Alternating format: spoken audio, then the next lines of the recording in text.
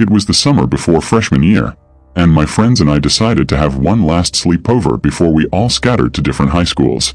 There were 4 of us. Me, Jenna, Claire, and Mark. Jenna's parents were out of town, and her house felt like the perfect place for a night of movies and junk food. The kind of place where the lights could dim, music could blare, and no one would interrupt. The evening started normally enough. We ordered pizza, played card games, and laughed at stupid YouTube videos. The air smelled faintly of popcorn and the cleaning supplies Jenna's mom had left behind. Everything felt cozy, safe. But around 10 o'clock, things started to feel off. I first noticed it when I went to the kitchen for more soda. The hallway leading to the bathroom was dimly lit by a single night light, and I could swear I saw a shadow flicker at the edge of my vision. I paused, waiting, but nothing was there. Just the carpet, the walls, and the soft hum of the refrigerator. I shook my head and told myself I was imagining things. Back in the living room, we decided to watch a horror movie. Classic sleepover stuff, right? Only the movie didn't have the usual effect. Instead of laughing nervously at the jump scares, I felt uneasy. The shadows in the room seemed to stretch toward us, as if the corners themselves were leaning in. I joked to the others that I felt like the walls were closing in, and they laughed it off, but I noticed Claire's smile was tight, forced. Around midnight, Jenna suggested we play a game she'd read about online. A sleepover challenge called Shadow Watch. The rules were simple. One person sits in a dark room with a candle while the others watch from the doorway. If the person in the dark sees something moving in the shadows, they scream, and the game ends. It sounded dumb, but the thrill of being scared was irresistible. Jenna volunteered first. She lit a small candle in her bedroom and shut the door behind her.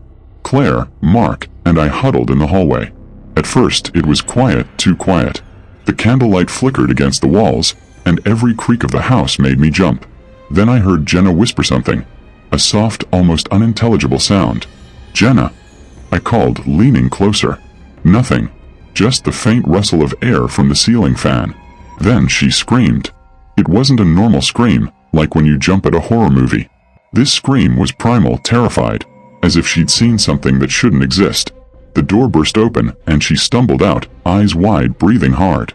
I saw someone," she cried. Someone was standing in the corner, watching me. We all laughed nervously, assuming she was just spooked. But there was something in her tone that made my stomach tighten. She wasn't exaggerating. There was genuine terror there, a raw, visceral fear that made my skin crawl. We decided to call it night and turn off all the lights. The air felt cooler suddenly, heavier, like it was pressing down on us.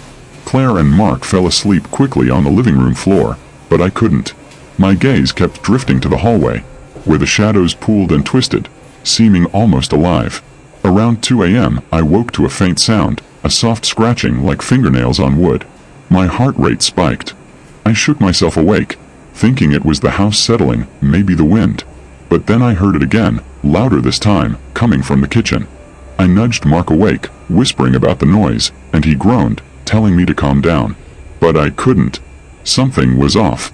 The scratching moved closer, then stopped abruptly. My pulse thumped in my ears. Finally, we gathered courage and went to the kitchen. It was empty. No sign of anyone. The windows were closed, the doors locked. Nothing out of place. And yet, the feeling lingered, like we were being watched. We tried to sleep again, but the air was heavy, oppressive. Every creak of the house, every shadow against the wall, made me jump. Around 3 a.m., I heard it.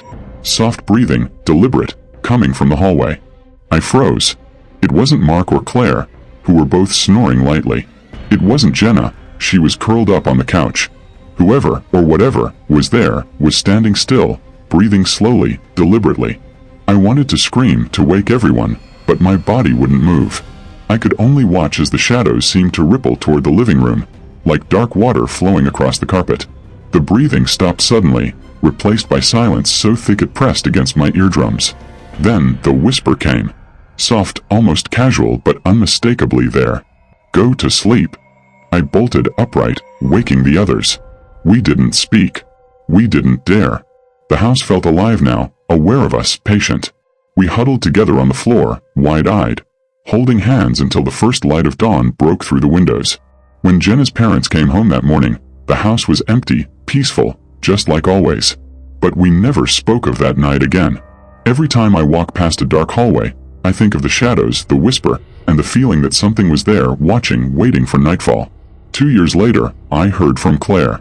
She called me in a panic, saying she'd seen the same shadow from that night, standing at the foot of her bed. She claimed it had been silently watching her for months.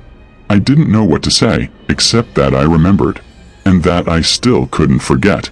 Some nights when I'm alone, I hear a whisper too. Faint, distant, but always the same. Go to sleep. And I wonder, did we ever really leave that house, or did the shadows follow us home?